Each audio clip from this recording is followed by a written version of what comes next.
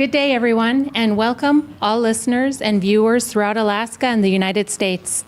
You are watching an episode of Danakanaga's Our People Speak series with the Morris Thompson Cultural Visitor Center Tanana Chiefs Conference and Danakanaga.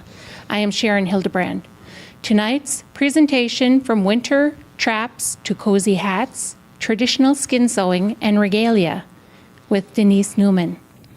Thanks to our major sponsor, Doi Unlimited, and during the programming, you can find more shows on the Morris Thompson website. And if you feel compelled to support this type of programming, there are links on there as well to support the programming.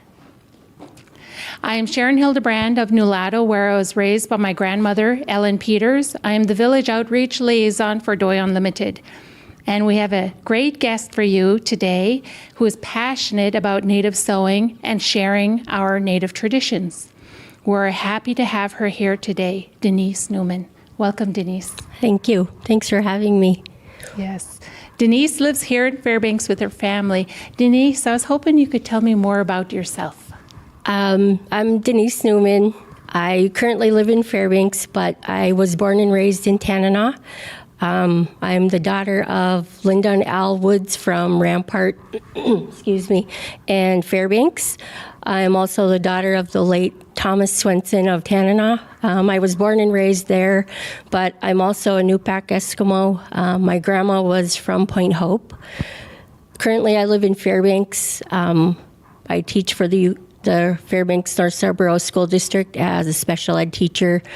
I have 3 grown children, and many of you know my husband. He's a commercial pilot, known throughout the interior. Officially, his name is Ken Newman, but no one knows Ken Newman. Everyone knows Boots. Boots in the air. And you just got back from the village. You're always traveling around too, huh? Yes, I travel a lot. Lately, I've been going on a lot of freight runs with my husband just because flying has kept him really busy and I rarely ever see him. So this is a chance to just spend time together. Awesome. So probably taking breaks from all your sewing. I notice you do a lot of posts on sewing on Facebook and social media. So honestly, sewing is probably like the break that I get from my life. It's what I do when I need to recharge and I need to do something that I feel good about. Otherwise, my life keeps me pretty busy, so it's a good mental health break for me. Excellent. Welcome, Denise. Well, for all our listeners out there, you have a great surprise for you with Denise Newman. She's going to share a lot about her sewing and maybe some tricks of the trade that she has with sewing. She's brought a lot of great patterns and materials here to share with us today. Denise, can you tell me a little bit more how you got involved with sewing? That's a really hard question to answer because, when I thought about that question, I thought there really is no definitive point in my life where I just could pinpoint, yes, that's where I started. I think it all started with just watching my mom sew and, do her projects and just see her doing that kind of thing. My aunt was always sewing. My cousins were always sewing, so, anywhere you went, there was always somebody working on a project. I know in middle school and in high school, at that point in time in the 80s, there was a lot of money going around, so there was lots of cultural activities. So we had sewing night almost every night at school. Oh, wow. So they hired someone to come in and teach skin sewing. I seem to remember always having whatever material we wanted to work with, moose skin, beaver skin, anything we wanted. Wow. So that played a part in me learning how to sew. But honestly, I think it was just always watching my mom working on something or my Auntie Pinky working on something that got me interested in sewing. So thinking back when you were growing up, what's your favorite memory that you recall, a sewing memory?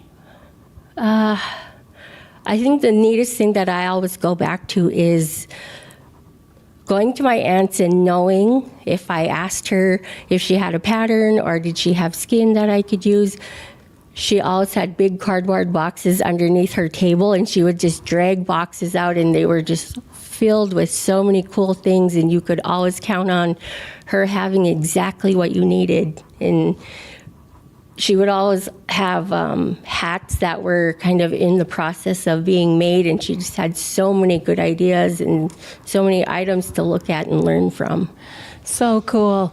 We were just visiting before we started recording about how patterns tell a story. Can you tell us a little bit more about the patterns and how ages and names are written on there, and you end up having them for years? Okay, so patterns are typically on paper, but it's always surprising of what kind of paper you wind up with.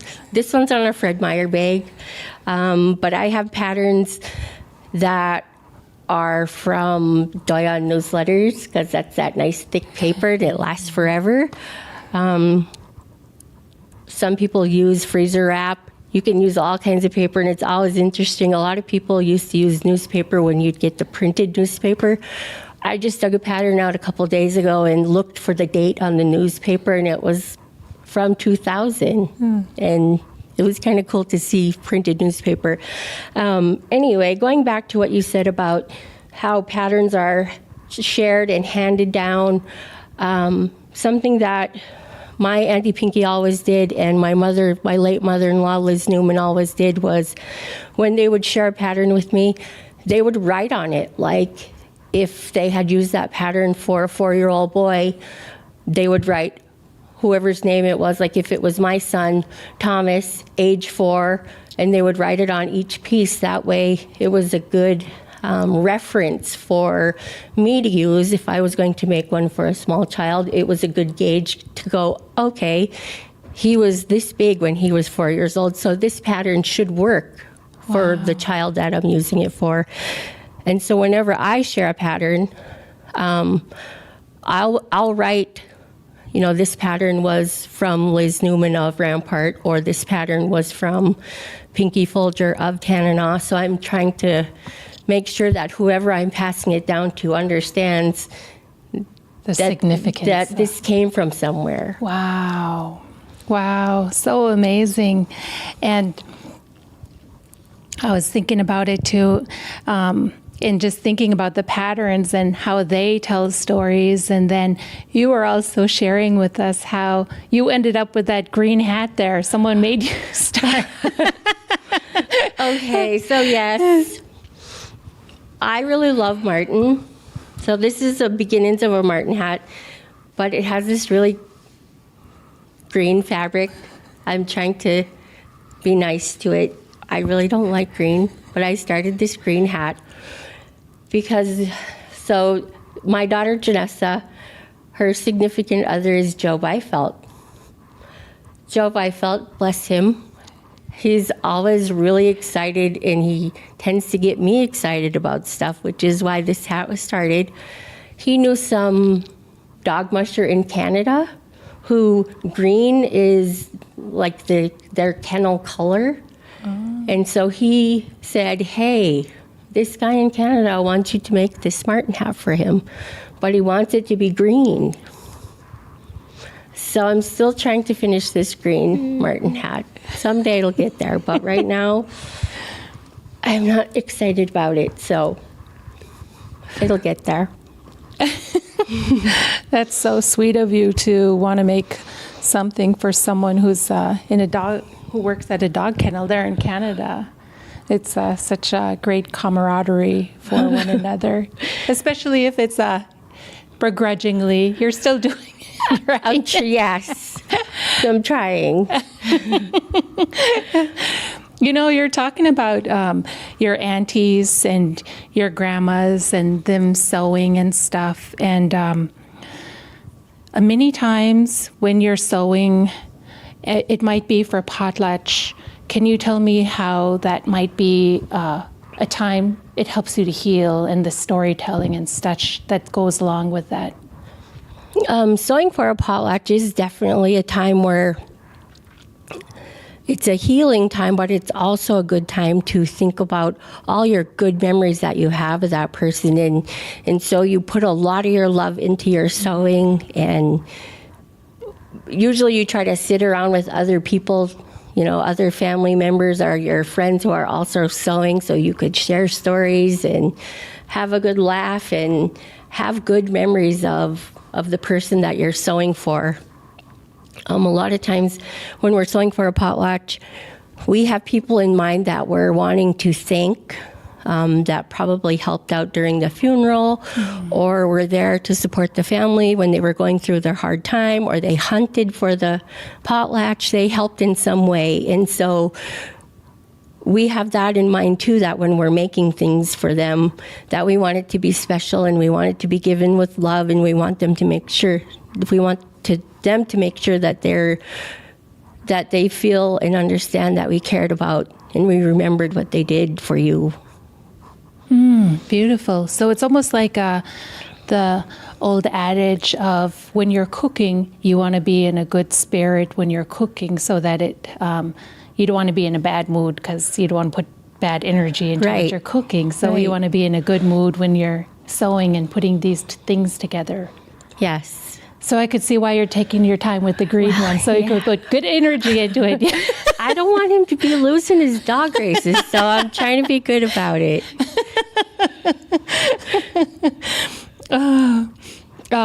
What kind of skins do you usually use when sewing?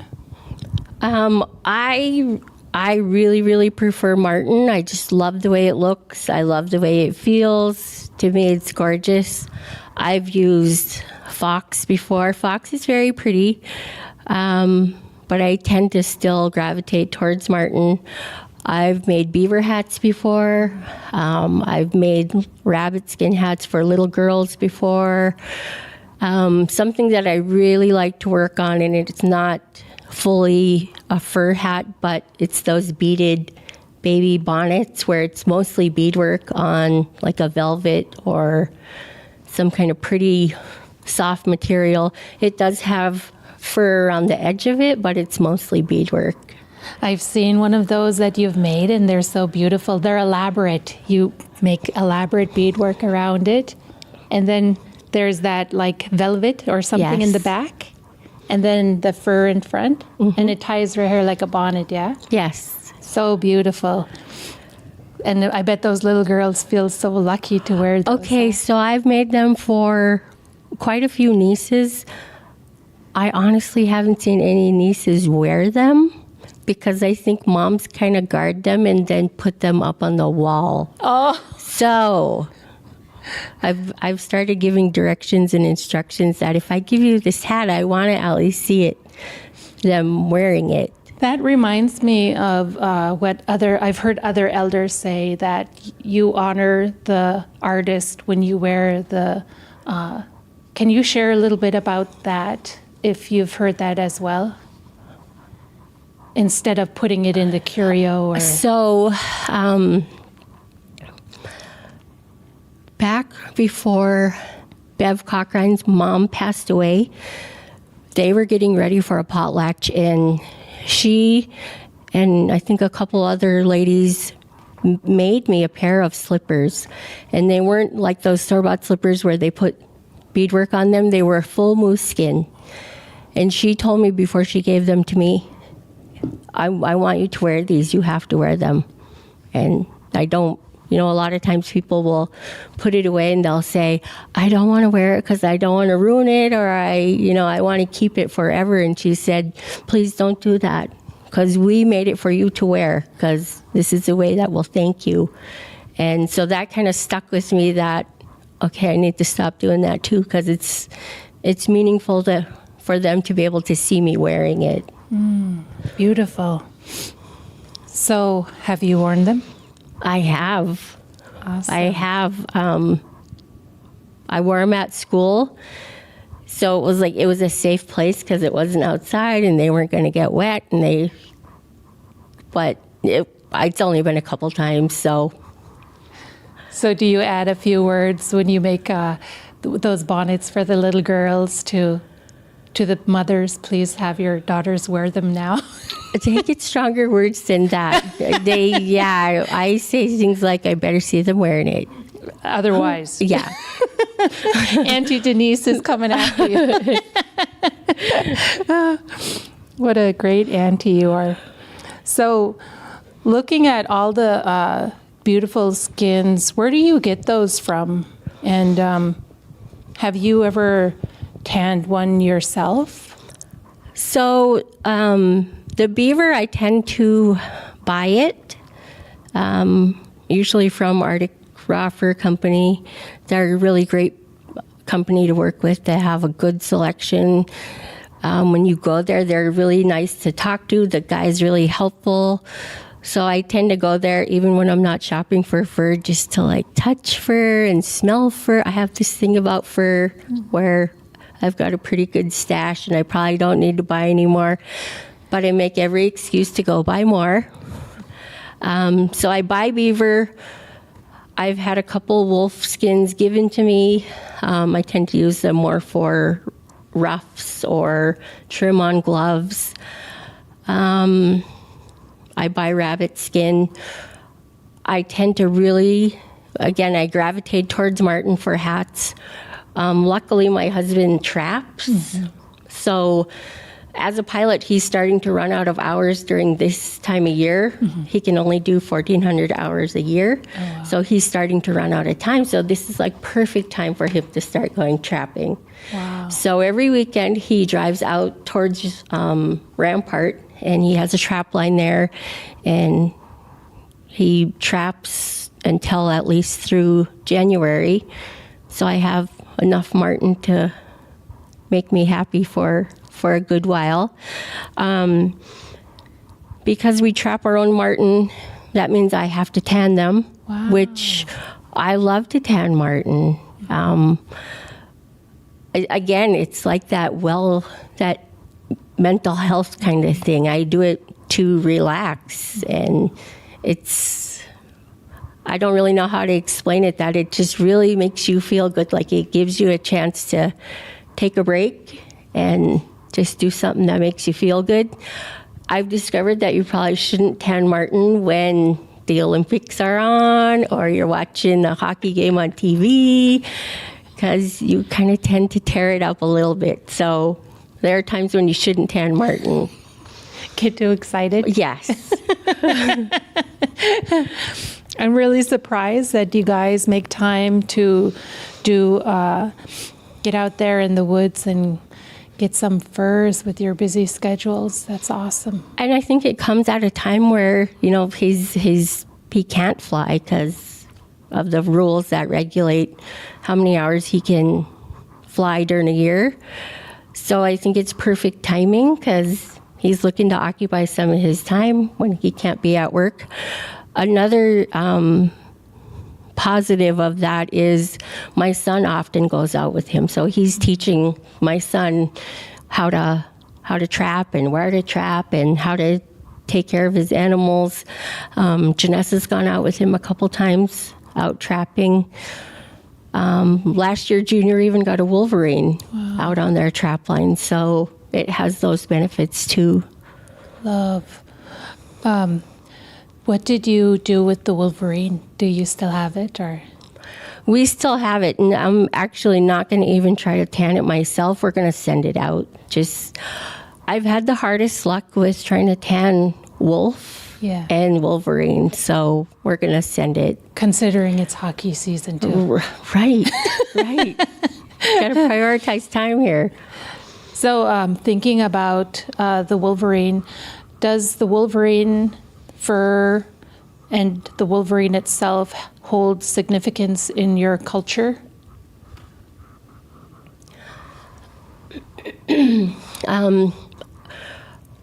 I think traditionally Wolverines were always regarded as really strong, powerful animals where there was just a high regard of respect for them. And so what I typically use Wolverine on is just ruffs. And a lot of times I'll hang on to Wolverine skin so it can be shared at a potlatch. I rarely ever use Wolverine, and when I'm considering using it, it seems like I think long and hard before I decide that I'm really going to use it. Beautiful. And then you were talking about tanning and the textures. Do the textures and smells bring you back to when you were younger? I think just the smell of fur in general kind of brings you back to a time when I was younger and kind of sitting at my auntie's and, doing whatever little kids do, but having her right there working on items and having her cardboard boxes full of stuff. And you just kind of remember what that smells like. And you remember the wood stove going, and you remember the moose soup cooking on the stove, and kind of all those things that come back to you when you smell the fur. Beautiful. And typically, when were those sewing sessions held? In the summer or winter? It was in the winter. The ones that happened at school were definitely during the winter in the evenings.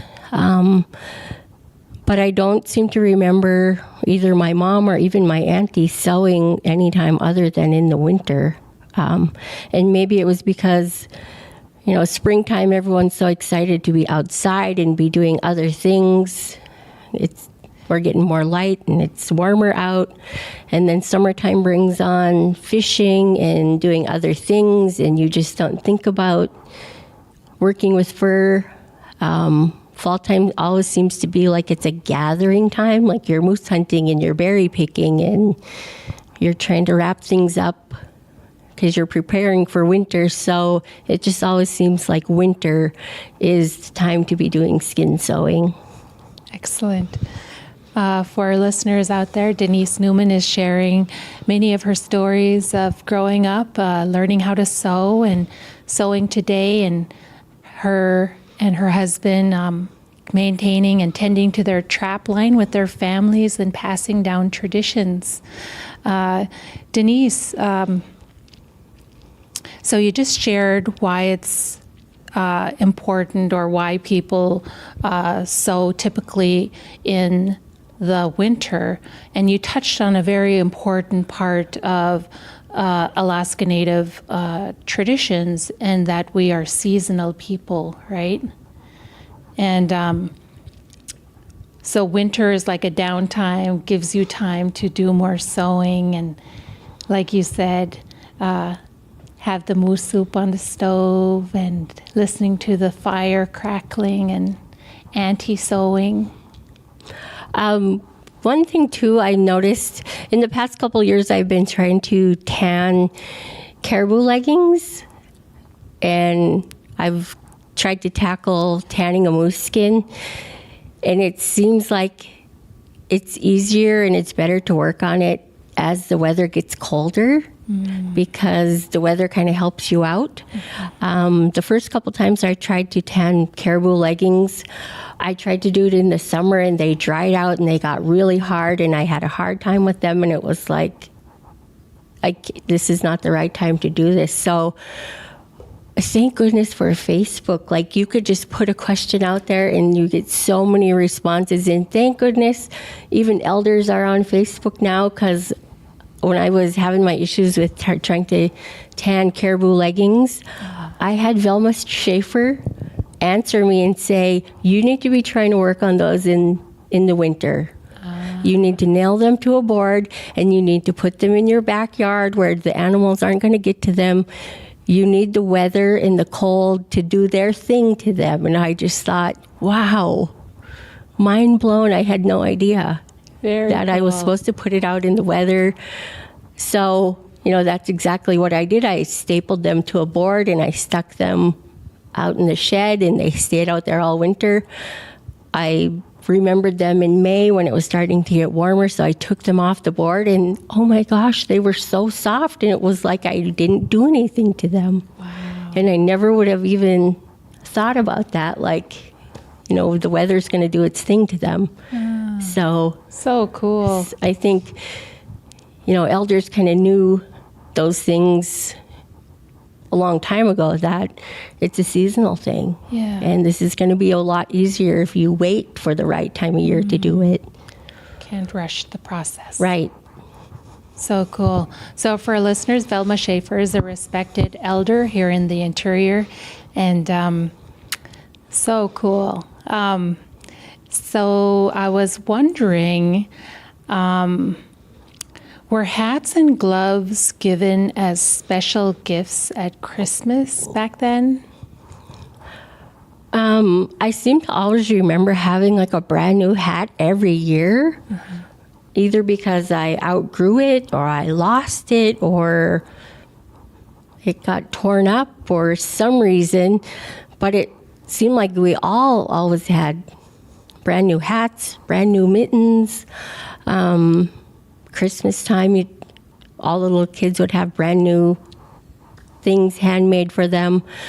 And then when I started having my own kids, my auntie was always sending my kids brand new hats and brand new mittens, and sometimes we would get another pair even before the first one hadn't been grown out of. So I would say not only was it a Christmas kind of gifting thing, but I think they just sent us stuff to remember them. And I know for my aunt, she always sent my kids stuff because it was a way for us to keep a connection with being from Tanana, because we didn't raise our kids there. We lived in Rampart and Fairbanks, so I think she was just trying to keep a connection. So cool. And then you're continuing that tradition of giving those sewn items to your nieces now, huh? And I'm trying to make little boy hats. Actually, this one right here is going to have marten fur on it when I finish it, and it's for Patty Sam's little boy in Tanana. Yeah. So A cute little boy. yes, He has green eyes. he does. He does. So I cutie. jokingly told her a couple days ago that I better get on it and I better finish it before he's too big for it. And how about this one? Oh, I'm trying to branch out. I'm so used to black and more neutral colors. So this is a real reach for me. And I'm not sure what kind of fur I'm going to put on it.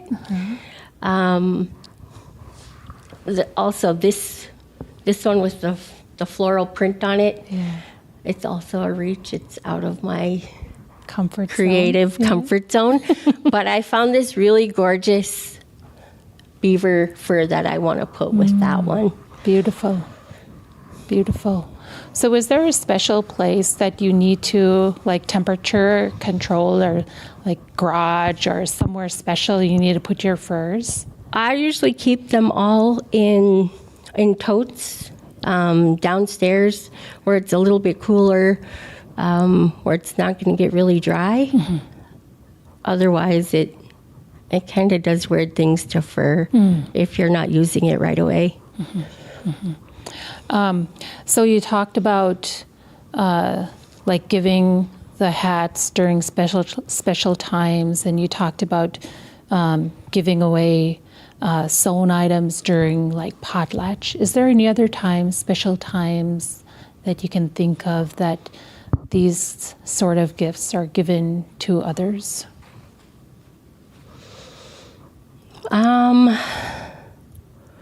I think lately, a lot of my sewn items either are made for people that are doing fundraisers, mainly a lot of people that are going through cancer treatment and they're just having financial challenges.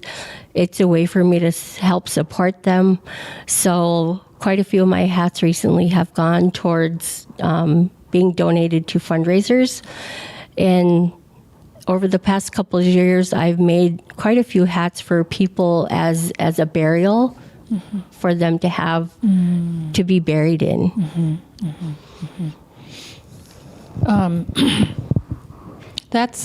That's something else that I haven't, I don't recall people sharing, but us as Native people, we honor those who pass away, and even when they're passed on, and you put those special items on them. Can you describe some of the items you might put on them, like you just talked about?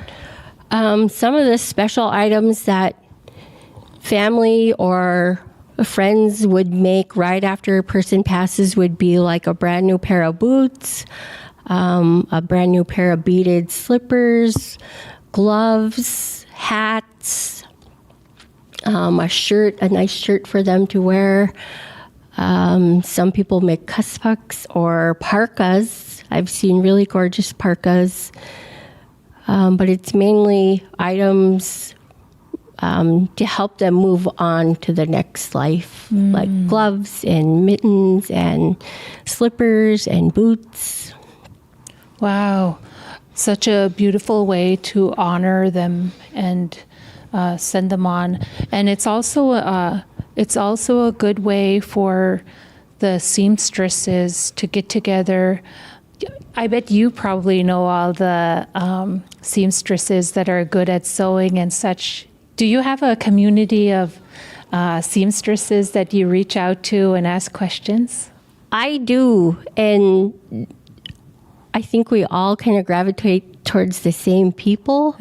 I can think of like Kathleen Meckel and just a variety of ladies where if I have a question, I know I can call them. Or they're on Facebook, so it's really easy to message them now. I think too that it's when you are sewing for somebody who has passed on, it's a good time to teach the protocols of, because it's a different kind of sewing.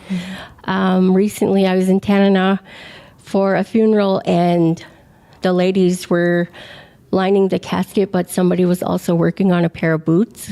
And the discussions that people were having about not using knots and sewing but not pulling really tight on the stitches, like keeping them not really loose, but like there's a certain protocol that you use when you are sewing for that purpose. And it was really nice to see not only the elders in that conversation, but also the younger girls who were wanting to learn, who were also listening to that conversation. Wow. Got goosebumps there. It's so important to share these traditions, and I think many times when you're passing them on, you don't even think about it, right? And what you guys are doing, your family are doing, they're like grounding activities to help you to stay in your right mind, right? Yeah, and I think it's more like an affirmation. Like it's a reassurance you're on the right path, you're learning the right thing, and it's in a setting where there's people modeling the skill and they're having the conversation, while those who are learning are able to observe and kind of be part of the conversation, but not necessarily be part of the conversation. They're hearing it, and so they're kind of learning it that way. Beautiful. I love that. And affirmation. So thinking back to just sharing with our younger generation, what's your favorite memory of sharing your skill with the younger generation? So my favorite memory, and what I always tell people that are first learning how to sew with fur, is everyone's going to make a mistake. That's okay. That's part of learning. The important part is to keep going and keep trying and not get discouraged, because my first couple hats, if you're not paying attention to the direction of the fur and you put your pattern on, the wrong way and you cut it, there's always going to be that auntie or that grandma that's going to say, you're going to put it back on there and sew it back around. So you're going to sew that piece back onto that skin and you're going to cut it again. And it's just something, I think everyone does it. When you're not paying attention, it happens. So I just always try to tell young people, don't worry about it. It's going to happen. It's fine. I'm going to make you put it back on there and stitch around it and sew it back on, but it's okay. Yeah. And not to get discouraged, just keep going. I think a lot of young people, they kind of worry about how my work is not going to look that great, or they think maybe somebody's going to criticize them, or, you know, they have this big expectation. And I always say, don't compare what you're doing to what anyone else is doing. Everyone else is learning, you're learning, and as long as you keep going, then and you practice, you'll get there. Yeah. But you know, don't get discouraged and always ask questions. A lot of times I'll share my patterns and I'll warn people that the hat that you produce is probably not going to look like one that you've seen me make, and that's okay. It's just a skeletal structure that I want you to work with, and I want you to make it your own, and don't worry about that it doesn't look exactly like the one that I made. I don't want it to look exactly like the one I made. I want it to look like something you made. And, you know, if you have questions, ask questions, but don't get discouraged. Wow. What's a piece of your sewing that you were least proud of? And what's a piece of your sewing that you were most proud of? Some of my work that I did years ago, I look at it now and I think, oh, wow, why did I do that? Like a martin hat that I made years ago. I'm sure my late mother-in-law praised me and told me that it was gorgeous and that it was beautiful. When I look at it today and I just think, oh my gosh, she was so kind to me because this is wretched. But so I think the one thing that I look at it and I realized, wow, why did I do that, was the strings on it. I'm pretty sure they're shoestrings instead of like braided yarn strings. So I just thought, why was I in such a hurry that I wanted to use shoestrings on this? Why didn't I just do it the right way? One of the things that I'm most proud of, and it's not associated to hats or fur, is I beaded vests for both my boys. And so a beaded vest is supposed to tell a story about the person wearing it. And usually the back part is either associated with their life, or, you know, if they have a native name, an Athabascan name, it's for a little boy, it's usually associated with an animal. So it's a beaded rendition of that animal. So my son Thomas, his Athabascan name is Niltseeth, and so that's the Wolverine. So he's got a Wolverine on the back. And my son Junior, his Athabascan name is more associated to hunting in the Minto Flats. When he was 4 years old, he came home from hunting, and he told me, Mom, I was born out in the Minto Flats. And I was like, I don't think you were, son. I'm pretty sure you were born at Fairbanks Memorial. I was there. And he said, no, you weren't. I was born out there under this big tree, and out in the flats there is this big tree out there. And he said, I was born out there, and the wolves took care of me until my dad found me there. And so the back of his vest is it's a scene of the Minto Flats, and it has a moose in it. Beautiful. Wow. Were they young men when you made those, or were they little? They were little. We had a memorial potlatch for my Auntie Pinky in Tanana, so we made those vests for them. Wow, so beautiful. Do you have them on display at your house, or do you lend them to family members? Actually, I've made them with the intention of them eventually having to be bigger. So the back part where all the beadwork is, I'm going to be able to take them off and make them into bigger vests. MacGyver. So they can continue wearing them. Creative native. Hey, I did all that work. I didn't want it to be on the wall. They need to wear them. You go, girl. Is there any time in your life where you had this epiphany where you were like, I've transitioned to someone who's now a culture bearer and who's obligated to share these gifts with others? I don't think I've had that moment, and I think when I think about it, it's kind of scary. Like, it's a huge responsibility. I don't mind sharing and teaching other people. Actually, I think if you know how to do something, you have a responsibility to teaching other people, especially if they want to know. But I don't think I've given myself that official title. I think in the back of my mind, I have this huge fear that we're going to lose traditional knowledge because it seems like over time it's slowly fading away. And so that's my huge fear, is that someday we aren't going to know how to do things. So I've taught my daughter how to do a lot of sewing. I'm going to call my nieces out on this video and say that I've offered them many chances to come to my house to learn how to make their own hat. I've offered them fur, like your Uncle Traps. He has fur. You can come over. I'll even teach you how to tan it. I'll teach you how to cut the pattern. I have sewing machines, so I'm going to totally call them out because they've all been offered that opportunity. So you don't feel like you're in that position yet to pass on just yet?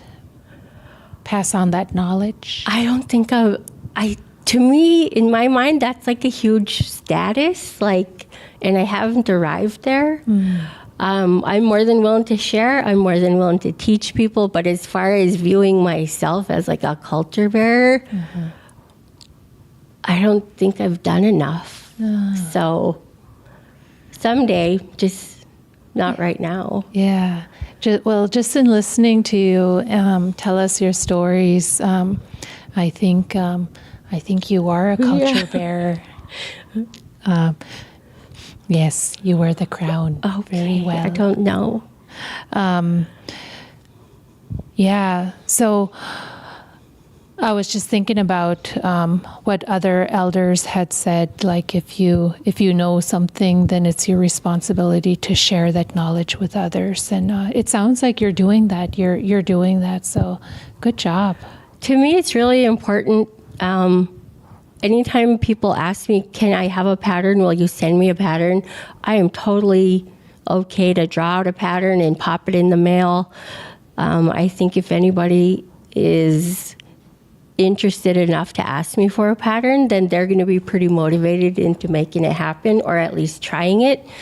Anytime I give patterns, I tell people, consider me to be on speed dial, because if you call me, if you have questions, I'll make time for you, because I want you to learn how to do this. And anytime I hear people saying, I don't share my patterns, or we don't share our patterns, it's something that I don't understand. Like, we all should be sharing them, because we should be encouraging everybody and anyone to be doing this. It doesn't speak to you. No. No. Oh, so beautiful. So in thinking about those young people out there that you said sometimes might not be willing to approach you or be willing to ask you those questions to learn, what is your advice to them in how to begin learning? My advice to people who want to learn is, so sadly today in this digital age that we have, so many people turn to YouTube I'm guilty of that too. There's so much on YouTube. Like even for traditional sewing, there's so many things on YouTube. But look in your community. There's probably people in your community who not only know how to make quite a few things, but they want to teach other people how to do it. And I think they want to have the conversations. Like they're trying to connect with youth and they're trying to connect with other people, but they're trying to find ways to do that too. So just look around your community and, see if there's other people that are doing it. And I think, today in the digital age that we're all going through, I think it's beneficial to have videos like this one to show people how to make items or who to reach out to. In talking about YouTube and those resources, I was listening in on the Elders and Youth Conference, and Angela Gonzalez shared that she has a social media platform where she just beads all of them. So there's people sharing online and they're all beading like in a Zoom format, and somebody else might not be beading, they might be doing some kind of crafts, but at least they're sitting around. So that might be the new way of doing things, especially in COVID, huh? Well, I know Kathleen Meckel has hosted quite a few of those events just like that, where, she'll post a time and she'll say, bring whatever you're working on. Even if you're not working on something, just log in and see what other people are doing, and you might be inspired to pulling out a new project. And COVID has definitely brought on interesting ways for people to connect. The other day, I'm a PhD student and I'm in the midst of my program. And the other day I have classes on Wednesday nights for 3.5 hours, and I was able to be outside my garage scraping my moose skin while I'm in my Zoom class. So I'm honestly attending my class up at UAF while I'm scraping my moose skin. So I think, COVID has brought on creative solutions for connecting people. I love that. So cool. So it's not only, I love the way your perspective on things, in that there's always a positive way to look at things, especially in the time of COVID. There's always opportunities to learn, right? Well, I think as a teacher in general, we really had to think outside the box and get creative to be able to reach students and connect with families, because it was challenging and it was hard to do. And, we were all scrambling trying to figure it out. Families were all scrambling trying to figure it out. And so I think you always had to be looking for that positive direction. Otherwise, you kind of get bogged down with a feeling negative. And to me, we just didn't have the time to get stuck there. So definitely looking out of the box. I think as far as teaching young people on traditional skin sewing and traditional ways of knowing, we definitely have to think outside the box in reaching them. Yeah. We can't get fixated on how it used to be or the old way, because if we get stuck there, then we're going to miss a whole population of people who really want to be connected to it. So we have to figure out ways that are meaningful to them. And, we might not all agree that the digital way is the best way, but it is the best way to connect with a lot of youth. So we have to figure it out. Yeah. Wow, that's really important for any listeners, especially this new age that we're in, right? I love that. And I think, too, it helps youth realize, okay, I can learn this in a different way. I always try to meet them on their level. Like, not try to be too old school to where it's alienating them and kind of making the gap bigger. Yeah. You want to generate ways that are going to bring more people to the table than making them feel more and more different. Yeah. So you can't always just get fixated on the old way. I was thinking about when you were talking about the stories and such, and how we're carrying on traditions, and something happens when you're sewing for potlatch. It's not only sharing of stories, but there's usually lots of laughter, yeah? There is a lot of laughter. There are times when you're sad, but it's kind of in a healthy way. Like I'm sad, but I'm letting this go. And so I'm going to work through my grief, because we're all going to share stories and we're all going to feel good, and we're all, in the end, we're all going to laugh about it, and we're going to let that grief go. Oh, yes. What's the best advice from an elder that you can remember on sewing or passing on traditions? So the best advice that I ever got was to not give up, to just keep trying. If it doesn't look right, take it apart, do it again. And then something else you said earlier was someone told you that it doesn't have to be perfect. Yes, it definitely doesn't have to be perfect. And don't gauge your work by what you've seen other people do. Just keep going and you'll get it. Awesome. How would you like to see these traditions carried on? And how would you like to see our youth to get more involved? I would definitely like to see more happen in the way of community programs, communities coming together. A lot of times I hear villages talk about how, the school is doing this and they should be doing X, Y, and Z. And then the school will be saying, well, the tribe is doing this, but the tribe should be doing ABC. When really the community should be getting together and deciding, what do our youth need from us? What do they need us to do? I think so many powerful community projects could happen if the community got together and brought the youth in and asked them what they needed, instead of deciding this is what's important for them, so this is what we're doing. I also think that our local or our regional Native corporations could do a better job at really supporting their mission statement of ensuring that our cultural traditions will continue.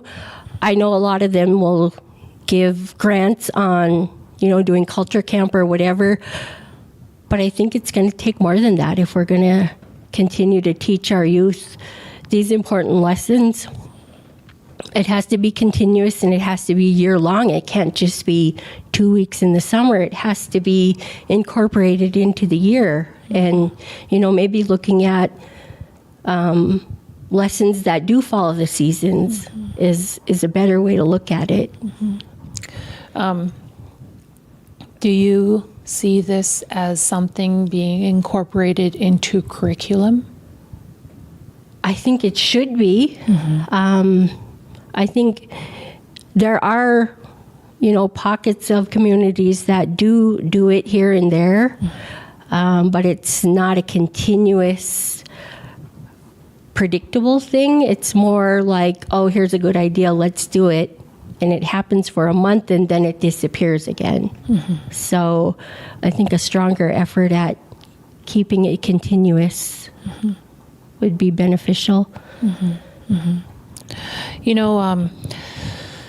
Something that our elders always say is to keep moving, and sometimes people get into a bad way mental health wise. What is your advice to those young people who might be stuck and can't think of a way to keep moving? I think it's really easy to get stuck. I mean, even as an adult, it's easy for me to get stuck. And I find that the best way to get unstuck is to go out and do something different or be active. Go out and, go for a walk or reach out to someone that you haven't talked to in a while, or just do something different.